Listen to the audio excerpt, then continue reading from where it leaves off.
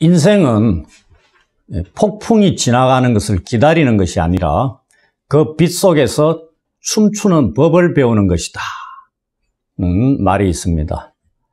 우리는 다윗의 삶을 통해서 이러한 인생을 살아가는 그 믿음의 그런 원리들도 하나씩 배워가고 있습니다. 다윗이 첫 번째, 두 번째 이야기에서 너무나 강렬하게 역사의 전면에 등장했기 때문에 이후부터 다윗 이야기를 다루는데 상당한 부담을 갖고 있습니다. 지난주에 우리는 그 유명한 다윗과 골리앗 결투에 대한 이야기를 살펴보았습니다. 너무나 드라마틱하게 다윗이 골리앗을 죽이는 과정 속에서 다윗의 목동으로서의 충성됨과 하나님에 대한 믿음이 얼마나 놀라운 것이었는가를 알게 되었습니다. 블레셋과의 전투에서 엄청난 공을 세운 다윗의 그 다음이 어떻게 되었는지 궁금하지 않으십니까? 이제 다윗의 삶은 하루아침에 탄탄대로를 걷게 되었을까요? 아니면 단번에 이스라엘의 유명인사가 되어 전국적인 인기를 누리며 살게 되었을까요? 새롭게 다윗을 읽기로 우리가 했습니다. 너무 앞질러 가지 않았으면 합니다. 다윗의 삶의 전부를 미리 얘기하지 말기로 합시다. 하나씩 단계적으로 그 다음 이야기에만 집중하기로 하셨으면 좋겠습니다. 잠시 우리가 지금까지 살아온 날들을 한번 돌아보십시오. 삶이란 것이 우리의 기대와 생각대로 진행되었던 것이 얼마나 있었습니까? 잠언 20장 24절에 이런 말씀이 있습니다. 사람의 걸음은 여호와로 말미암나니 사람이 어찌 자기의 길을 알 수 있으랴. 그렇습니다. 우리는 한 치 앞도 알 수 없는 존재입니다. 우리의 걸음은 하나님의 손에 달려 있습니다. 오늘은 그 다윗의 이야기에 충실했으면 합니다. 그러면 새롭게 읽는 다윗 이야기, 그 세 번째 이야기를 이제 시작하도록 하겠습니다. 오늘의 다윗 이야기는 지난주보다 훨씬 더 깁니다. 18장부터 20장에 걸친 사울 가족들과 다윗 사이의 관계에서 일어난 이야기를 다루고 있는 내용입니다. 다 읽지 않았기 때문에 말씀을 들으면서 성경을 같이 보고 참고하면서 따라오시면 훨씬 도움이 되리라고 생각을 합니다. 이제 18장을 보도록 하겠습니다. 1절부터 5절 보시면은 지금 다윗의 나이가 10대입니다, 여전히. 그러나 그는 하나님의 기름 부음을 받은 이스라엘의 왕이 될 자입니다. 우리는 그러한 다윗이 어떻게 실제적인 왕으로 세워지는가, 그 과정에 관심을 갖고 진행을 하고 있습니다. 골리앗을 죽인 이후에 사울이 다윗을 집으로 돌려보내지 않습니다. 그리고 자신의 신하로 왕궁에 둔다는 얘기입니다. 여기서 다윗이 오늘 사울의 아들 요나단을 만납니다. 그러면서 1절, 3절 보시면은 요나단은 다윗을 자기 생명같이 사랑하여 더불어 언약을 맺었다 하는 것이 나옵니다. 이 행위가 무엇을 의미하는가는 제가 20장 가서 좀 더 자세히 설명을 드리겠습니다. 그곳에서 우리는 이것이 얼마나 놀라운 사랑의 행위인지를 알게 될 겁니다. 여기서는 성경에도 더 이상의 설명이 없습니다. 우리들도 이 정도 하고 넘어가도록 하겠습니다. 본문에 충실히 따라가는 것이 좋을 겁니다. 이어서 4절에 보시면은 요나단은 자신의 겉옷과 군복, 칼과 활과 띠를 몽땅 다 다윗에게 줍니다. 이것이 요나단이 다윗을 위해 행한 첫 번째 사랑의 행위입니다. 요나단이 누구죠? 사울의 아들입니다. 사울이 누구죠? 왕이죠. 그럼 요나단은 왕자입니다. 사울의 대를 이어서 왕위에 오를 자로 생각을 할 수 있는 거죠. 근데 이 4절의 행위가 무슨 의미냐면요. 자기가 요나단이 보좌에 오를 수 있는 왕위 계승권을 지금 다윗에게 넘겨주고 있는 것처럼 보이는 행위입니다. 설명이 안 돼 있지만 이것이 그런 의미라는 얘기입니다. 이 행위가 요나단이 다윗을 자기 생명같이 사랑하고 있다는 증거로 주어지고 있습니다. 사울 왕은 아버지는 당연히 요나단이 자기 대를 이어 왕이 될 것으로 처음에는 생각을 했겠죠. 그러나 요나단은 그리 생각하지 않았다는 겁니다. 자신은 다윗 다음으로 생각했습니다. 우리는 오늘 본문부터 20장까지 걸쳐서 중심적으로 살펴봐야 될 인물 중에 하나가 요나단입니다. 요나단이 얼마나 통찰력을 갖고 있었고, 그 다음에 이미 이전에 요나단이 얼마나 용감했고, 얼마나 다윗을 지극히 사랑했는가, 이런 부분들을 우리가 확인을 합니다. 요나단의 행위를 어떻게 우리가 생각할 수 있냐면, 사무엘상 23장 17절에 보면 무슨 말씀이 있냐면요. 너는, 여기서 다윗을 가리킵니다. 너는 이스라엘 왕이 되고, 나는, 요나단이죠. 나는 네 다음이 될 것을 내 아버지 사울도 안다. 이렇게 말하고 있습니다. 요나단은 당연히 알고 있는 거고요. 나중에 사울도 알고 있다는 얘기입니다. 이거 어떻게 알았을까요? 놀라운 일입니다. 기름 부음은 이새의 집에서 부어졌습니다. 사무엘이 요나단한테 가가지고 다윗에게 기름 부어 왕을 삼았다 알려줬겠습니까? 아니죠.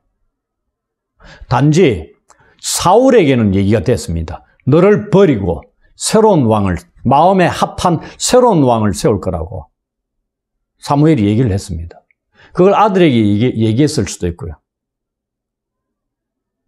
요나단은 그대로 받아들입니다. 아버지 사울은 다윗을 죽이려고 하죠. 그러나 요나단은 그 사실을 받아들입니다. 그리고 오늘 4절에 왕위 계승권을 넘겨주는 행위를 하고 있는 겁니다. 한편 사울은 집으로 돌려보내지 않은 다윗을 전쟁터로 내보냅니다. 왕궁에 머물고 골리앗을 이긴 장군으로 인정을 하니까. 그리고 다윗은 가는 곳마다 5절에 보시면 지혜롭게 행했다 돼 있죠. 여기에 지혜롭게 행한 일을 18장에 4번에 걸쳐서 기록하고 있습니다. 5절 여기와 14절, 15절, 30절 이 4군데에 다윗이 지혜롭게 행했다는 구절이 나옵니다. 지혜롭게 행했다는 것 무슨 뜻일까요? 똑똑하게 행했다. 그런 게 아니고요. 원어는 사칼입니다. 이거는 형통하다 이런 뜻입니다. 전혀 다르죠. 그러니 다시 표현하면 다윗은 가는 곳마다 형통했다 이런 얘기입니다. 형통하게 행했다, 형통했다 이렇게 보시면 됩니다. 그렇게 적어두시면 되겠죠. 그리하여 사울은 다윗을 군대의 장으로 삼습니다. 이때 나이가 얼마라고요? 10대에서 20대 초반, 많이 돼봐야 20대 초반인데 20대 초반 됐는지 정확하게 모르겠습니다. 이 어린 나이에 군대의 장으로 세워집니다. 다윗이. 엄청나게 초고속 승진을 한 셈이죠. 그러나 누구 하나 다윗의 이러한 승진을 시기하거나 미워하지 않고 합당하게 여겼다고 되어 있습니다. 우리는 사회 조직 속에서는 이처럼 어린 나이에 초고속 승진한다든지 어떤 하나의 실적만으로 윗사람이 눈에 딱 들어가지고 발탁이 되는 이런 걸 쉽게 받아들일 수 없는 사회구조입니다. 군에서도 마찬가지겠죠. 별을 다는 사람이 똑같이 입사했는데 내보다 월등히 앞서가 별을 달고 있다 하면 별달지 못한 사람이 적극적으로 칭찬하고 환영해 주겠습니까? 그렇지 않은 사회란 얘기입니다. 그런데 다윗의 승진을 어느 누구 하나 미워하거나 시기하지 않고 합당히 여겼다는 것, 그 정도로 다윗의 행위가 인정을 받고 있었다는 얘기입니다.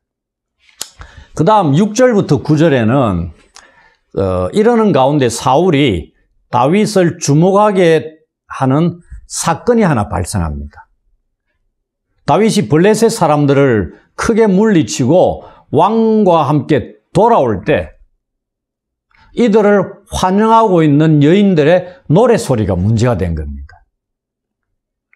사울이 죽인 자는 천천히요, 다윗은 만만히로다 라고 7절에 나와 있습니다. 사울이 이 노래를 들으면서 한글 성경에는 불쾌하여 노했다 돼 있는데 이걸 원어상 풀어 설명하면요, 속이 뒤집힐 정도로 분노가 마음속에서 끌어올랐다는 것입니다. 이게 훨씬 더 피부에 와닿죠. 한글 성경은 불쾌하고 노하는 정도가 아니란 얘기입니다. 속이 뒤집힐 정도로 불쾌했다는 얘기입니다. 그리고 분노하는 마음이 속에서 부글부글 끌어올랐습니다. 사울의 상태입니다. 반응이고요. 모든 사람이 환영하고 인정하는데 사울만은 다르게 보았다는 얘기입니다. 이미 여호와의 영이 떠난 자는 하나님이 함께 하시는 자의 성장하는 것을 곱게 받아들일 수 없는 상태가 되어버렸다는 얘기입니다. 그러면서 사울이 이제 다윗에게 필요한 것은 자신의 왕국밖에는 더 없다고 생각했죠. 왜? 사실 앞달락에 1절부터 5절에 보시면 요나단이 왕위 계승권을 넘겨줬다 되어 있죠. 그 다음에 사울에 의해서 군대의 장으로 세워집니다. 그러면 어찌 보면은 사울이 하고 있는 이 말이 맞을 수 있습니다. 왕위 계승권을 사무엘로부터 기름 부음 받음으로 왕으로 하나님이 세우신 자인데 실제적인 왕이 아직 안 됐다 그랬죠. 근데 아들에 의해서 왕위 계승권을 넘겨받습니다. 그 다음에 본인 사울 왕에 의해서 군대의 장으로 세워지고요. 그 다음 뭐가 필요하다? 다스리는 나라가 필요한 거죠. 사울이 이렇게 자기 입 밖으로 냅니다. 지금 이 사무엘에 의해서 다윗이 누구죠? 이스라엘 왕으로 기름 부음 받은 자가 아닙니까? 상황이 이렇게 맞아떨어지고 있는 겁니다. 이제 18장의 다음 부분이 10절부터 30절입니다. 이걸 뭉뚱그리가 제가 설명을 드리도록 하겠습니다. 이러한 속이 뒤집힐 정도로 분노가 마음속에서 끌어오른 사울이 그 다음으로 옮기는 행위가 10절부터 30절에 단계적으로 나옵니다. 본격적으로 사울이 다윗을 죽이고자 하는 계획을 세우고 실행에 옮기기 시작합니다. 첫 번째가 뭐냐면 사울이 자신의 손으로 직접 다윗을 죽이는 겁니다. 11절에 나오죠. 이때가 언제입니까? 사울이 악령에 사로잡혔을 때입니다. 그러나 두 번이나 다윗은 이 위기에서 죽임을 모면합니다. 이것을 성경에 뭐라고 기록하고 있냐면 여호와께서 사울을 떠나 다윗과 함께 계심으로 사울이 그를 두려워한지라 꼭 기록하고 있습니다. 다윗을 사울이 죽이고자 하는 시도가 실패한 이유가 뭐라고요? 여호와께서 다윗과 함께 하셨기 때문이라는 것을 사울이 알았다는 것입니다. 그로 인해 사울은 다윗을 두려워하게 되었다는 말씀입니다. 여호와께서 함께 하시니 죽일 수가 없다 이 말입니다. 자신의 손으로 다윗을 죽일 수 없음을 깨닫고 사울은 두 번째 계획을 실행합니다. 두 번째 것이 뭐냐면 다윗을 자기 곁을 떠나보내가 천부장으로 이번엔 삼습니다. 그래서 전쟁터에 나가게 해가지고 블레셋 사람들의 손에 의해서 죽임을 당하게 하는 겁니다. 이 계획은 단순히 전쟁터에서 죽이게 하는 게 아니고요. 자신의 딸들을 이용합니다. 사위 삼고자 해가지고. 그 맏딸을 이용하기도 하고 실패하죠. 그 다음에 미갈이라는 딸이 다윗을 사랑하게 됩니다. 그래서 사위로 삼기 위해서 요구 조건을 거는 거죠. 블레셋 사람들의 포피 100개를 요구합니다. 이게 뭐냐면 패백으로 요구하는 겁니다. 우리 지금 개역 개정에는 없는데 이전에 개역 성경에는 아마 있었을 겁니다. 그 좋은 번역을 빼버렸습니다. 개역 개정에서는. 패백이라는 게 뭐냐면은 유대인의 결혼 풍습을 이해하시면 되는데, 결혼을 위해서 신랑이 아내를, 부인 될 사람을 데려가는 조건으로 신부의 아버지에게 지불해야 되는 지참금 같은 게 있습니다. 그게 패백입니다. 이걸 사울이 뭘 요구했다고요? 블레셋 사람들의 포피 100개. 그럼 어떻게 해야 돼요? 그 사람들을 죽여야 되는 겁니다. 결과는 어떻게 되죠? 다윗이 200개를 가져다 바칩니다. 놀랍지 않습니까? 사울의 의도는 뭐예요? 이 딸을 이용해서 블레셋 사람들에 의해서 죽임을 당하게 하는 겁니다. 포피를 얻기 위해서 전투에 나가야 되잖아요. 일일이 100명을 죽여야 되는 겁니다. 그런데 200명을 죽이고 포피를 200개를 가져왔다는 얘기입니다.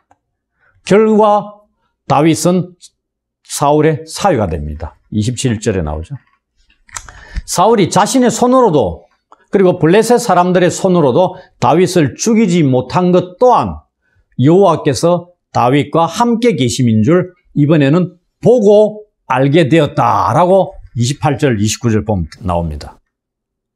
자신의 딸까지 그 다음에는 다윗을 사랑했다고 되어 있습니다. 이런 것을 알고 사울은 29절에 다윗을 더욱 두려워하여 평생에 다윗의 대적이 됩니다. 놀라운 반응입니다. 환영할 수가 없는 거죠.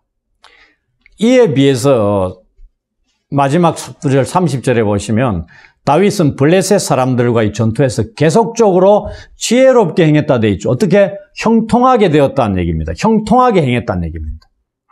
점점 더 백성들 가운데서 자신의 이름이 귀하게 되어갑니다. 사울은 반면에 점점 더 고립되어 가고 다윗은 점점 더 백성들의 사랑을 받고 그의 이름이 심히 존귀하게 되어가고 있는 그런 과정이 18장에 그려지고 있습니다.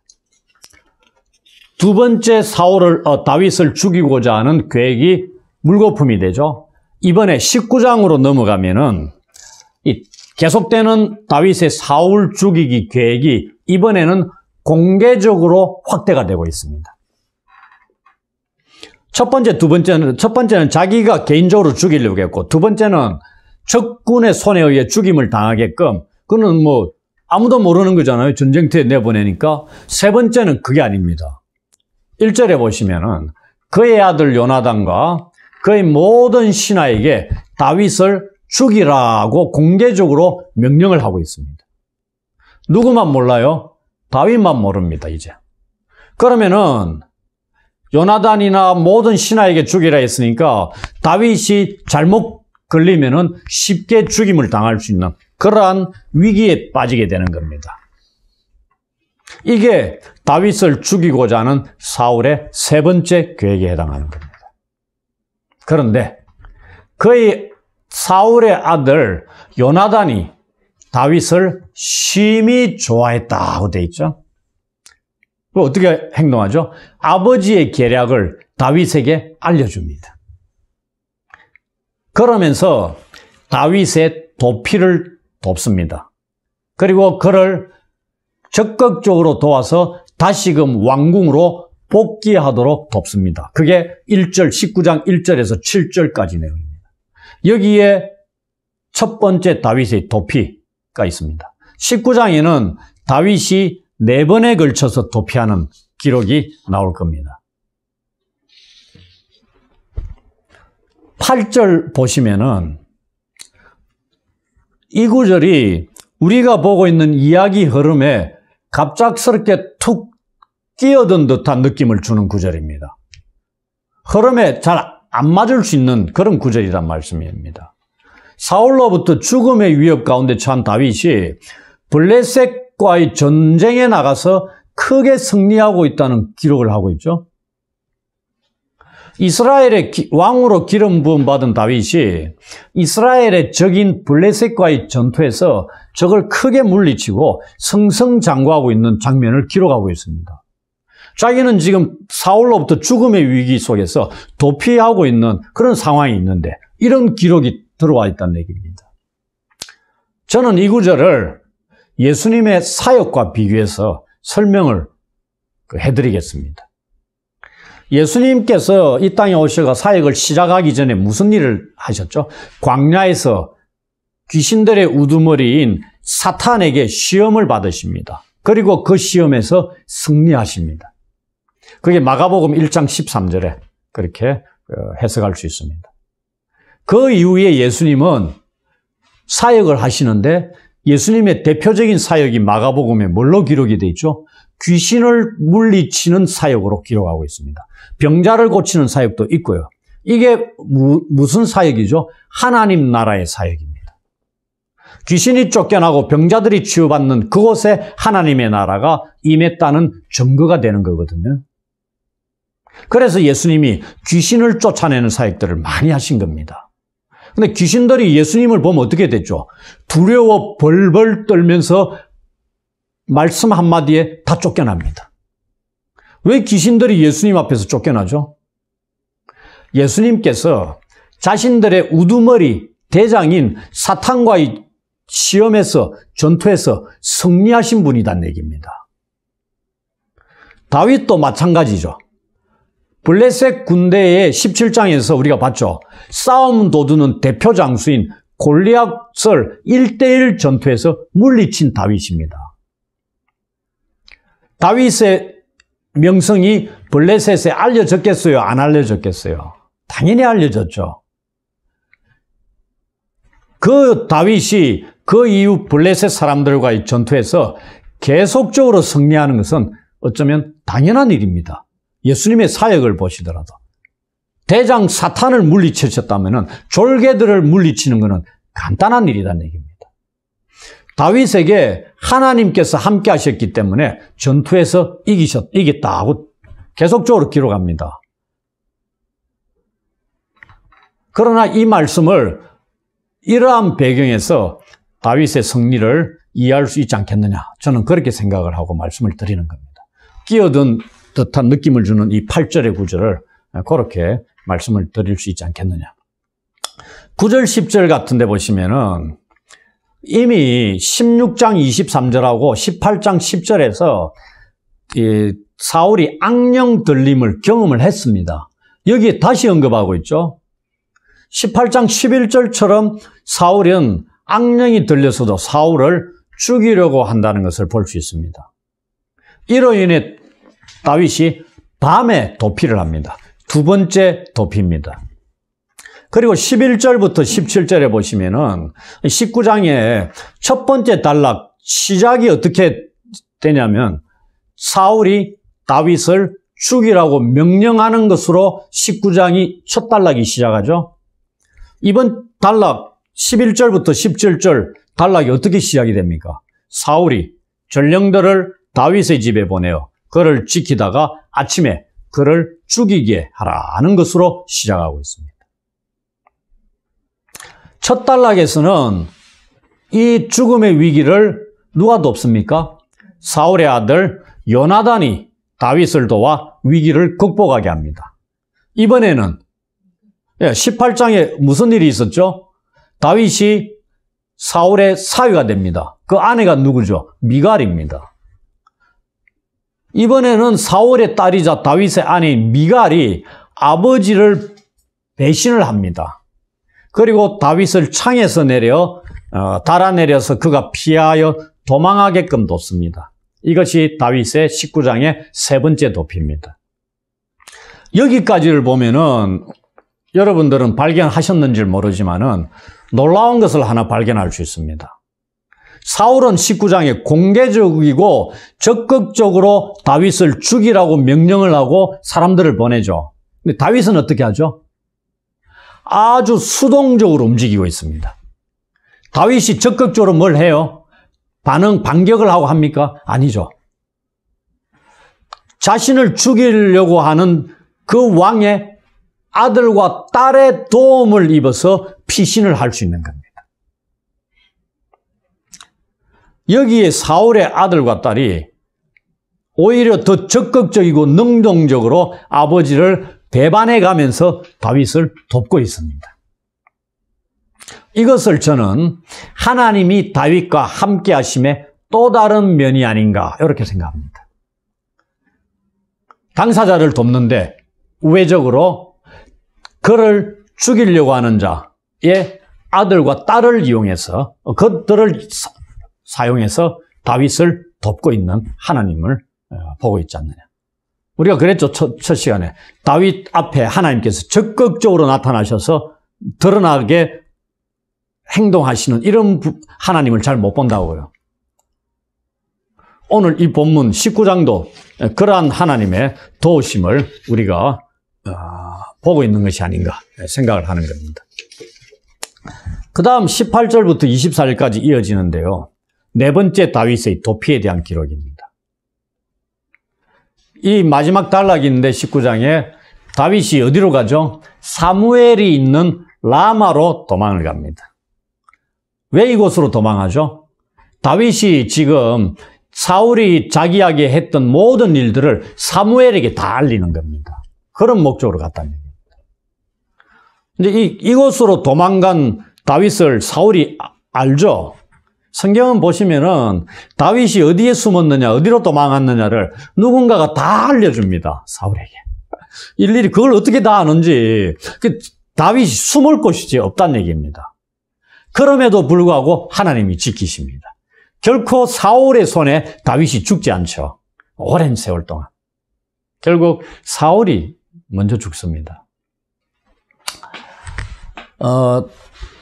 이 사실을 알고 사울이 3번에 걸쳐서 전령들을 보내서 다윗을 잡고자 합니다. 3번에 걸쳐서. 그런데 모든 전령들이 사무엘에 있는 곳에 와가지고 하나님의 영에 감동이 되어 예언을 하는 일을 합니다. 다 다윗을 잡을 수 없게 돼버리는 겁니다. 마지막으로 누가 가요? 사울이 직접 라마로 갑니다. 지난번에 하나님께서 이 다윗을 세우기 전에 사무엘에게 말씀하셨잖아요. 그러면서 둘이 헤어지고 다시는 만나지 않았다 이렇게 돼 있습니다. 근데 제가 무슨 말씀을 드렸냐면은 사무적인 왕과 선지자의 직분으로는 결코 만나지 않습니다. 대신에 오늘 엉뚱한 만남이 일어나는 거죠. 다윗을 잡으려고 사울이 신하들을 데리고 오는데 그도 하나님의 신에 감동이 되어 예언을 합니다. 예언을 하는 모습을 한번 보십시오. 그의 옷을 벗고 사무엘 앞에서 예언을 하며 하루 밤낮을 벗은 몸으로 누워 지내게 됩니다. 아주 영광스러운 모습입니까? 아니죠. 가엾기 거지없는 황당한 장면입니다.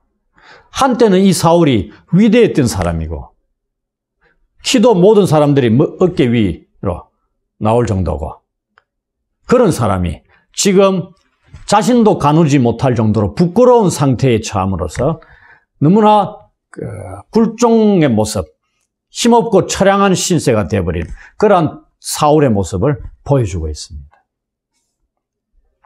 이제 19장을 간략히 정리하고 다음 장으로 넘어갔으면 합니다. 19장을 유심히 보시면은 놀랍게도 다윗에 관하여 거의 말하지 않고 있습니다. 자세히 한번 보십시오.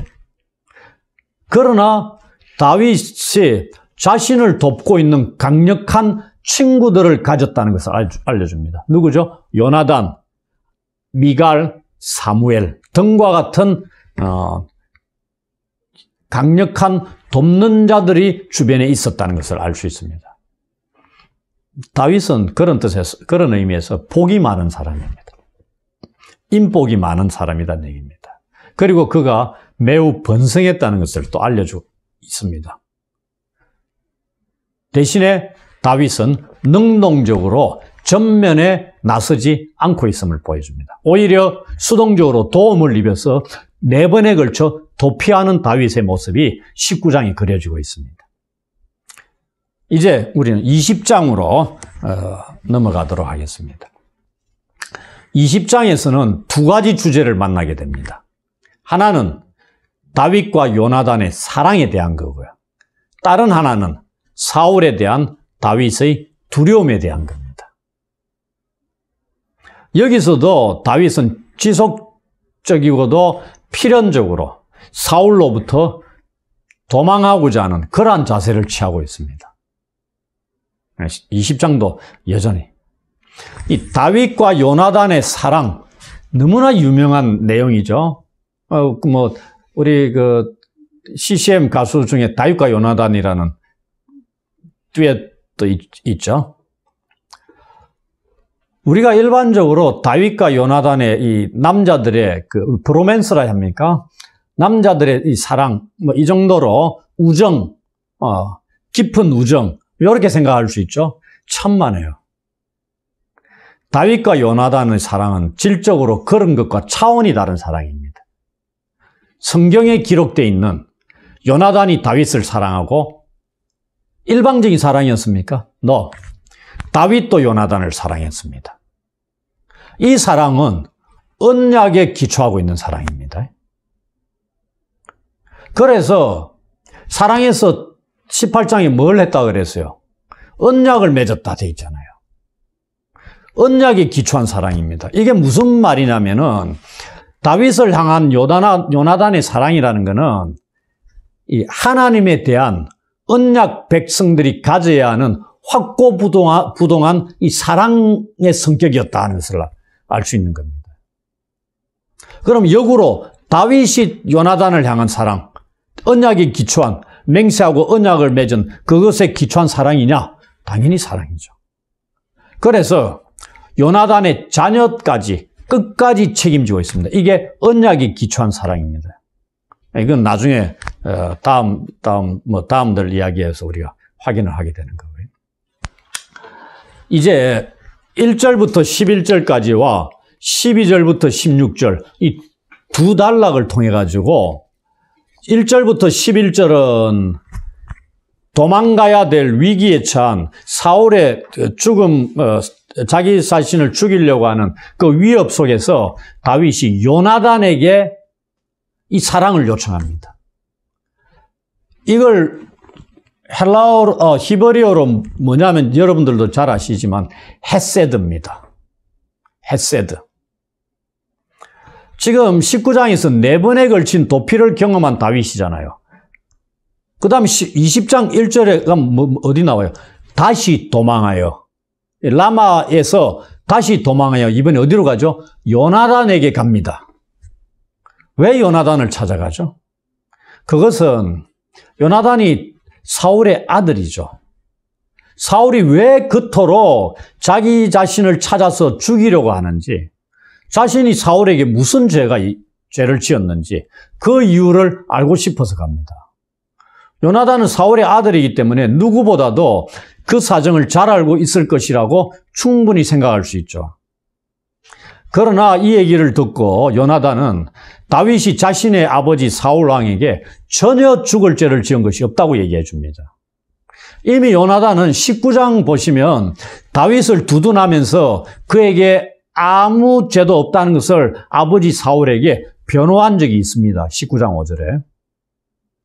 그러자 이번에는 다윗이 요나단에게 자신에 대한 사울의 의도가 죽이려고 하는 건지 평화를 위한 것인지 의도를 알기 위한 계획을 제안합니다. 그 제안이 20장 5절부터 8절에 나옵니다. 내일은 신하들이 왕을 모시고 식사 자리에 참여하는 특별한 날입니다. 이게 초하루다 이렇게 돼 있죠. 그런 날이란 얘기입니다. 그런데 자기가 셋째 날까지 끝날 때까지 자기는 덜에 숨겠다는 얘기입니다. 그리고 자리가 비어지니까 사울이 당신한테 아들에게 물을 것이다. 다윗이 어디 갔느냐? 그때 베들레헴으로 제사를 드리러 가려고 하는데 나에게 허락해달라고 간청했다. 그렇게 전해달라.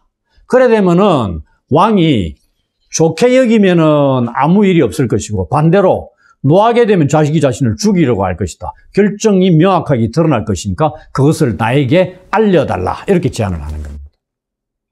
그러면서 잘 생각해 보십시오. 다윗이 아무리 요나단을 신뢰하더라도 요나단이 누굽니까? 사울의 아들이잖아요. 다윗이 죽으면 제거되면 어떻게 돼요? 자기가 왕이 될 수 있습니다. 마음 하나 싹 바꿔버리면은 다윗이 숨어있는 곳이 어딘지 알아요? 몰라요? 알죠? 그것으로 알려줘가지고 붙잡아 죽여버릴 수 있습니다. 그래서 다윗이 뭘 얘기하냐? 당신이 내 말대로 행하지 않을지를 내가 믿을 수 있게끔 뭔가를 증표를 보여야 되지 않느냐? 그것을 다윗이 제안하는데 뭘로? 헤세드로 얘기한다는 얘기입니다. 여기서 헤세드가 아까 헤세드는 히브리어 구약 하나님과 이스라엘 백성들 간의 핵심적인 용어 중에 하나입니다.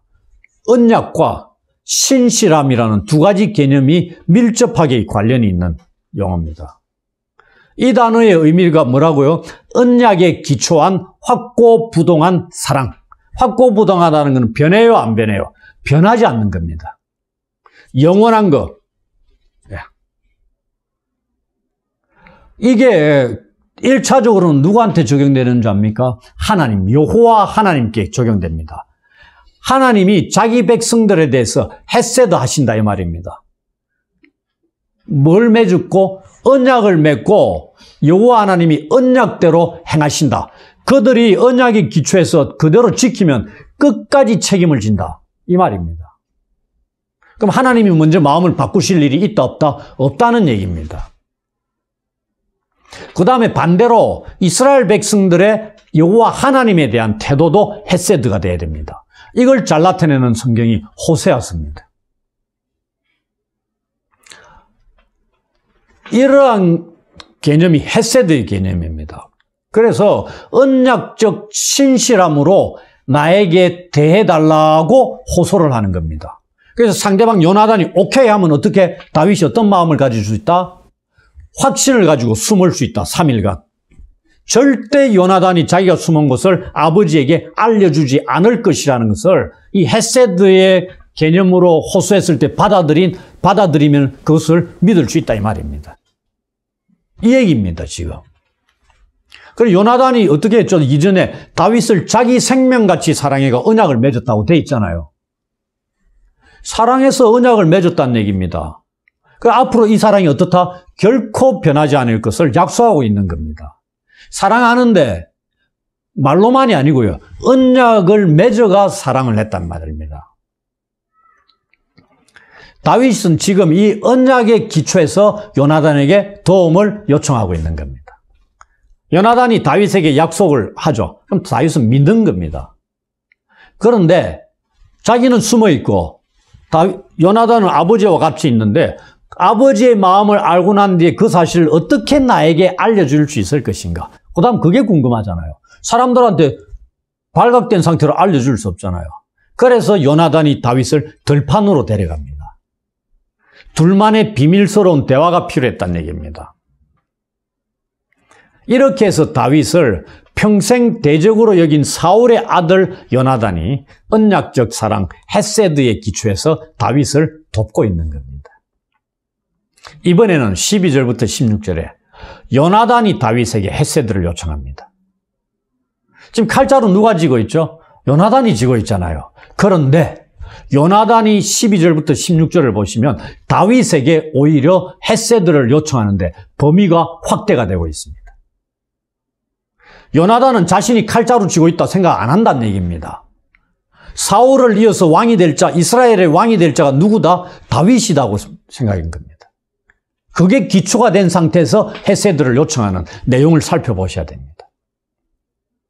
들판에서 요나단은 자신이 다윗의 제안을 실행하지 않으면 이 언약의 정인이신 여호와께서 자신에게 벌을 내리시기를 원한다고 말합니다. 그러니 다윗에게 한 약속 반드시 지킬 것이라는 얘기죠. 그리고 다윗은 확신을 가지고 있습니다. 이것이 바로 언약에 기초한 다윗을 향한 요나단의 사랑의 행위임을 알 수 있는 겁니다. 그러면서 이번에는 요나단이 다윗에게 헤세드를 요청합니다. 그것도 요나단이 살아있을 때는 요나단 자신에게, 그 다음에 다윗이 왕이 될 때는 자신의 집, 후손들에게 영원히 이 헤세드를 끊어버리지 말아달라고 부탁을 합니다. 14절, 15절에 보시면. 이 헤세드를 우리의 후손들에게 끊어버리지 말아달라고 부탁하는 게 지금 요나단이 다윗에게 하고 있죠. 사무엘 하 24장 20절로 22절에는 사울 왕이 다윗에게 하고 있는 걸 기록하는 걸 보게 됩니다. 그 말은 사울도 다윗이 왕이 될 것을 알고 있었다는 얘기입니다. 왜냐하면은 지금 요나단의 헤세드 요청은 요나단은 여호와께서 다윗과 함께 하셔가지고 다윗의 원수들을 지면에서 다 끊어버리실 것을 요나단이 알고 있었다는 얘기입니다. 다윗의 원수가 누구죠? 첫 번째는 사울입니다. 그렇다면은 잘 생각해 보십시오. 다윗이 왕이 되면 이 당시의 왕정 체제에서는 왕이 되면 원수들 어떻게 해야 돼요? 다 제거해야 되죠. 그럼 사울이 제거가 되면 그 다음 누가? 사울의 가족들이 다 제거가 돼야 되잖아요. 원수만 제거되는 게 아니고 원수의 자손들 다 씨를 말리는 겁니다. 그걸 누가 알고 있다? 요나단이 지금 알고 있는 겁니다. 그래서 요나단은 미리 자신의 후손들을 향해서 다윗의 헤세드를 부탁을 하고 있는 겁니다. 대단하죠? 그래서 여기서 요나단은 미리 자신의 후손들을 향해서 도움을 요청하고 있는 거죠. 왜? 다윗이 왕이 될 것을 이 시점에서 어떻게 미리 내다보고 있는 겁니다. 누가? 요나단이. 대단한 인물입니다. 젊어서 죽기가 아까운 인물입니다. 요나단은. 요나단의 요청을 다윗은 어떻게 받아들여요? 아까 다윗의 요청을 요나단이 수락한 것처럼 다윗도 요나단의 헤세드를 수락합니다. 그럼 어떻게? 끝까지 요나단의 후손들을 책임져 준다는 얘기입니다. 그들에게 하나님의 자비, 사랑, 헤세드를 실행할 것이다. 지킬 것이다. 이렇게 합니다. 그것에 대해서는 다윗이 실제적으로 왕위에 오른 뒤를 봐야 되죠. 사무엘하 9장에 보면은 정확하게 실행합니다. 요나단의 유일한 아들인 머비보셋을 끝까지 책임집니다. 하나뿐인 혈육, 요나단의 아들을 끝까지 책임지는 것을 우리는 사무엘하 9장 가면 보게 됩니다. 이 둘의 사랑이 이런 사랑이라는 얘기입니다. 그냥 우리가 말하는 그냥 단순한 우정이 아닙니다. 17절부터 23절에 보시면은 다윗과 요나단은 서로에 대한 인자하게 행하는 헤세드를 약속했죠. 다시 성경은 다윗에 대한 요나단의 사랑을 17절에 언급합니다. 다윗에 대한 요나단의 사랑이 그를 다시 맹세하게 하였으니 이는 자기 생명을 사랑함 같이 그를 사랑함이었더라. 이 구절이 갖고 있는 좀 더 구체적인 의미를 제가 앞당겨서 23절을 먼저 보면서 설명을 드리겠습니다. 뭐라고 되어 있냐면은 너와 내가 말한 일에 대하여는 여호와께서 너와 나 사이에 영원토록 계시느니라. 이 맹세, 언약, 그 사이에 누가 있다고요? 여호와 하나님이 계시는 겁니다. 여호와께서 지금 요나단과 다윗 사이에 언약의 정인이 되신다는 말입니다. 이 얼마나 다윗에게 큰 위로와 힘이 되는 말씀입니까? 우리는 다윗 이야기의 세 번째 부분을 시작할 때 요나단이 다윗과 언약을 맺었다는 말씀을 18장 3절에 이미 봤습니다. 그러면서 제가 무슨 말씀을 드렸죠? 20장에 가서 이 구절의 의미를 구체적으로 설명을 드리겠다. 그렇게 한 걸 기억하실 것입니다. 이제 조금은 그 의미를 알게 되었을 겁니다. 좀 더 말씀드리겠습니다. 요나단은 이 다윗을 자기 생명같이 사랑해서 언약을 맺었다고 되어 있죠. 옛날에 언약을 맺을 때 어떻게 맺었냐면요.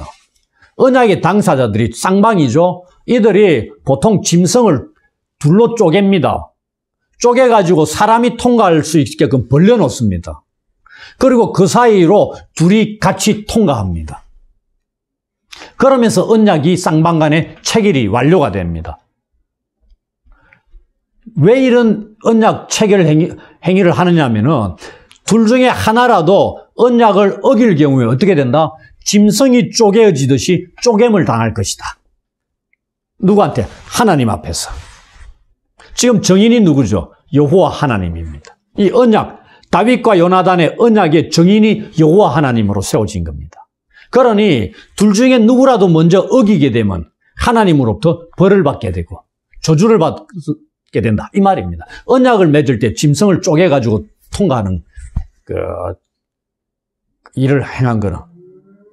그런데 언약이 이렇게 했는데, 근데 다윗과 요나단은 짐승을 쪼개가 지나갔어요? 아니죠. 그럴 상황이 안 됐다는 얘기입니다. 그럴 여유가 없었다는 얘기죠. 그런데 이들은 여호와 하나님에 대한 신앙을 가진 자이기 때문에 짐승 쪼개지 않고서도 이 하나님 앞에서 세운 이 언약만으로도 자기 자신들이 신실하게 반응을 하겠다는 얘기입니다. 왜? 이 언약의 정인으로 세우신 분이 여호와 하나님이시기 때문에요.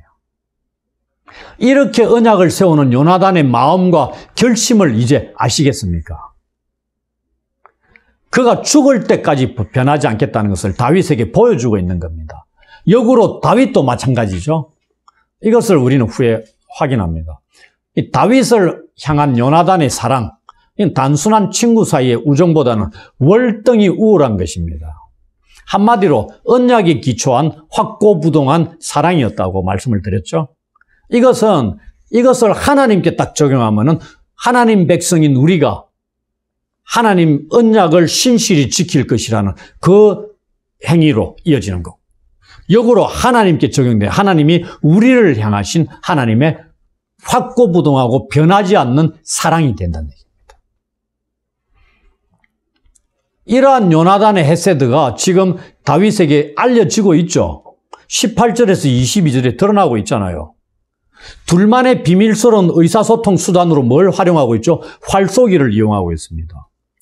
다윗이 사흘 동안에 들에 숨어 있다가 에셀 바위 곁으로 가 있게 됩니다. 그때 요나단이 화살을 쏘면서 그 어린 아이한테 화살을 쭉 오라고 보내면서 화살이 네 이쪽에 있다고 말하면 다윗은 무사하다는 증거고 화살이 네 앞쪽에 있다고 말하면은 위험하니까 떠나라. 이렇게 약속을 이미 했다는 얘기입니다. 이제 24절부터 34절에 다윗과 헤어지고 난 뒤에 초하루가 되어가지고 요나단이 어떻게 하죠? 신하들하고 함께 사울의 식사 자리에 참여하게 됩니다. 그 자리에 누가 없어요? 다윗이 없습니다. 다윗의 자리가 비어 있습니다. 사울이 압니다. 그런데 첫째 날이라 별 의심하지 않고 그냥 넘어갑니다. 다윗에게 무슨 피치 못할 사정이 있었을 것이다. 그런데 이튿날에도 자리가 비었습니다. 사울이 요나단에게 묻습니다. 이새의 아들이 왜 이 식사 자리에 빠졌냐고 묻습니다. 우리가 성경을 꼼꼼하게 읽어야 된다고 말씀드렸죠. 다윗을 가리켜서 뭐라고 불러요? 이새의 아들이다. 사울의 입에서는 다윗이란 이름이 안 나옵니다. 여기서는 이새의 아들. 사울은 지금 그 끔찍스러운 자기의 원수 죽여야 될 그 다윗의 이름조차 거론하기를 꺼려하고 있다는 얘기입니다. 그런데 아버지 질문에 요나단은 6절에 다윗이 부탁했죠. 헤세드를 요청하면서 그 부탁대로 답을 합니다. 28절, 29절 보시면은. 그런데 요나단이 다윗이 부탁했던 그 답대로 그대로 아버지 사울에게 얘기하니 사울이 어떻게 반응하고 있는가를 한번 보십시오. 30절에 전율을 느낄 정도로 광기에 찬 분노를 아들에게 쏟아붓고 있습니다. 차마 아버지로서 입에 담아서는 안 될 그러한 분노를 쏟아내고 있음을 보게 됩니다. 패역 무도한 계집의 소생아, 이렇게 요나단을 지칭합니다. 다윗과 이새의 아들, 내가 죽여야 될 그와 한 통속이 됐다는 게 얼마나 네가 잘못된 선택을 하고 있느냐, 그걸 네가 깨닫지 못하고 있다, 이 말입니다. 왜? 나의 왕권을 네가 이어받아야 되는데 다윗이 살면은 네가 왕권을 이어받을 수 없다 이 말입니다. 이미 이전부터 요나단은 그것을 기정사실로 받아들이고 있는데 사울은 그렇지 않다는 얘기죠. 그러면서 사울은 사람을 보내가 뭐라고 얘기하죠? 사망의 자식, 죽어야 할 자를 끌어오라고 명령을 합니다. 죽어야 할 자는 원어로 사망의 자식입니다. 첫 번째는 이새의 아들로 다윗을 지칭했는데 이번에는 뭘로요? 사망의 자식으로 부릅니다. 이게 무슨 표현이에요? 다윗에 대한 사형 선고를 내리는 겁니다. 사망의 자식은 어떻게 돼야 돼요? 죽어야 되죠. 그런 표현입니다. 이 소리를 듣고 요나단이 끝까지 다윗을 변호하려고 시도합니다. 그러니 이번에는 33절에 보시면은 아들까지 사울이 죽이려고 합니다. 그래서 그걸 보고서 요나단이 33절에 아하, 내 아버지가 다윗을 죽이기로 결심했구나 하는 것을 명확하게 깨닫게 된 겁니다. 그래서 분노하면서 그 식사 자리를 떠나 아버지 때문에 다윗을 슬퍼하면서 음식을 먹지 않고 지냅니다. 이게 또 다른 요나단의 다윗을 향한 사랑의 표현입니다. 이제 35절부터 42절 오늘의 다윗 이야기의 막바지에 이르렀습니다. 이 슬픔을 안고 요나단은 작은 아이를 데리고 다윗과 정한 시간에 들러 나갑니다. 약속을 지켜야 되잖아요. 20절로 22절에서 다윗과 한 약속대로 화살을 찾으러 아이가 달려갈 때 아이 머리 위로 지나치면서 쏩니다. 그러면서 외칩니다. 화살이 네 앞쪽에 있지 아니하냐. 이게 무슨 뜻이죠? 22절에 약속했잖아요. 화살이 네 앞쪽에 있다 하거든 너는 네 갈 길을 가라. 위기에 처해 있으니. 그 약속입니다.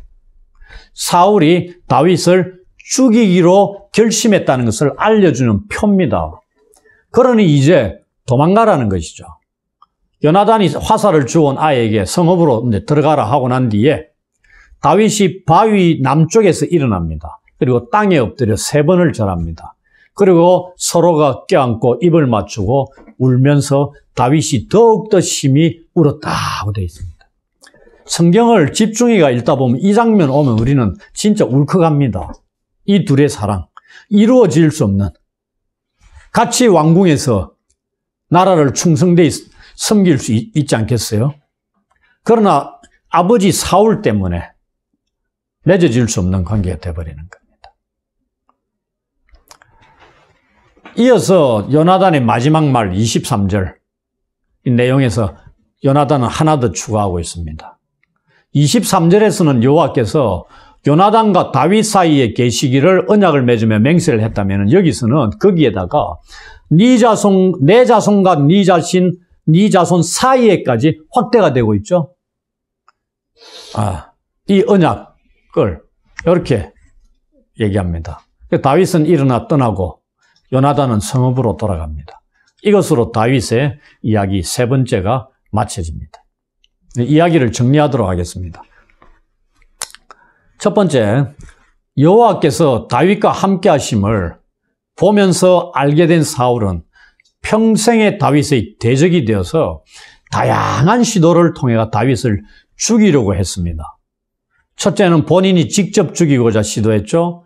그 다음에 결혼을 이용해서 블레셋 사람들의 손에 맡겨 죽이려고도 했습니다.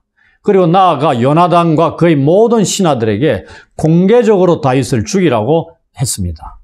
그럴수록 다윗은 여호와께서도 함께 하셨고 그 다음에 사울의 아들 요나단도 딸 미갈도 다윗을 사랑하게 되었고 왕의 신하들을 비롯해서 온 이스라엘과 유다도 다윗을 사랑했다고 되어 있습니다.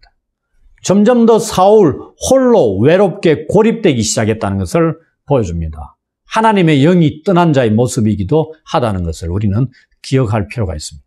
두 번째, 이러한 사울의 다윗 죽이기 계획이 지속되는 가운데 그와 맞물려서 다윗을 구하고자 하는 노력들도 함께 따라가고 있다는 것을 보게 됩니다. 그것도 그 계획의 주동자인 사울의 아들 요나단 그리고 딸 미갈에 의해서 말입니다. 이들의 도움에 의해서 다윗은 이 19장에서 4번에 걸쳐서 안전하게 도망을 할 수 있었습니다. 세 번째, 그리고 우리는 이 이야기 절정이라고 할 수 있는 요나단과 다윗의 서로를 향한 언약에 기초한 확고한 사랑의 행위들의 의미가 무엇인가를 잘 알게 되었습니다. 이 사랑의 행위는 오늘날 교회 안에서도 회복되어야 할 것입니다. 성도들이 하나님을 향한 에세드나 그 다음에 성도들 간의 형제들 간의 서로 간의 사랑 에세드도 회복되어야 될 것입니다. 마지막으로 이제 우리는 다음 주부터 본격적인 다윗의 파란만장한 도피 생활에 대한 이야기를 살펴보게 될 겁니다. 한 주간도 하나님께서 여러분들과 함께 하시기를 주의 이름으로 축원합니다. 아멘.